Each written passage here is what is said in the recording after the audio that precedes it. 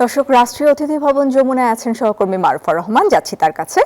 মারুফা, সরকার গঠনের পর এই প্রথম শরিকদের সঙ্গে বসছেন প্রধানমন্ত্রী। শীর্ষ নেতাদের মাঝে কি প্রতিক্রিয়া দেখছেন? বৃষ্টি স্নাত একটি সন্ধ্যা, একে একে যুগপৎ আন্দোলনে থাকা বিএনপির যারা শরিক দল তারা সকলেই কিন্তু আসতে শুরু করেছে। সকলের মধ্যেই নিঃসন্দেহে উচ্ছ্বাস এবং উৎফুল্লতা আমরা দেখেছি।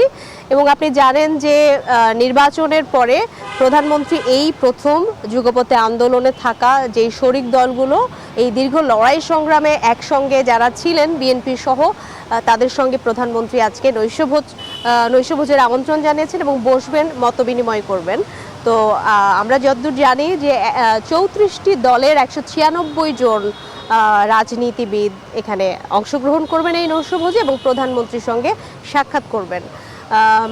বলা চলে প্রধানমন্ত্রী যে ঐক্যের ডাক দিয়েছেন, দেশ গড়ার যে ঐক্য, সেই ঐক্যের ডাকের ভিত্তিতেই এই ধারাবাহিক চলমান প্রধানমন্ত্রী যেই ধরনের সকলের সঙ্গে মতবিনিময় করছেন, সৌজন্য সাক্ষাৎ করছেন, এটি তারই একটি অন্যতম অংশ। এবং দেশ গড়ার কাজে প্রধানমন্ত্রী এই যুগপৎ আন্দোলনে শরিক যেই দলগুলো ছিল গণতন্ত্র পুনরুদ্ধারের আন্দোলনে, তাদেরকে নিয়ে আবার আজকে বসছেন এবং নৈশভোজে বসছেন দেশ গড়ার কাজে।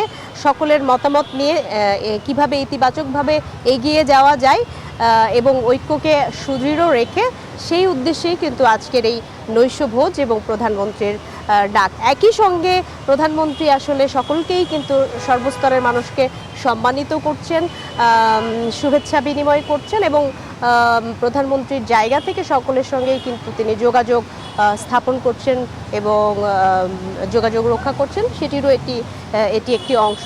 তো বিএনপির স্থায়ী কমিটির সদস্যরাও কিন্তু এই নৈশভোজে অংশগ্রহণ করবেন এবং তাদের যে দীর্ঘ আন্দোলনের বিভিন্ন স্মৃতি, সেই স্মৃতিচারণ কিংবা আগামীর পথ চলায় আসলে দেশকে কিভাবে এগিয়ে নিয়ে যেতে বিভিন্ন রাজনৈতিক দল ভূমিকা রাখতে পারে, সেই বিষয়গুলো নিয়েই আসলে মূলত আজকের এই নৈশভোজে আলোচনা হতে পারে। তবে এই নৈশভোজ শেষে গণমাধ্যমের সঙ্গে কথা বলবেন বিএনপির স্থায়ী কমিটির সদস্যরা এবং যারা আমন্ত্রিত তারা, তখন হয়তো আরও বিস্তারিত আমরা সুনির্দিষ্টভাবে জানতে পারবো যে কি কথা হলো ভেতরে। তো মোটামুটি এই ছিল সবশেষ তথ্য আমার কাছে।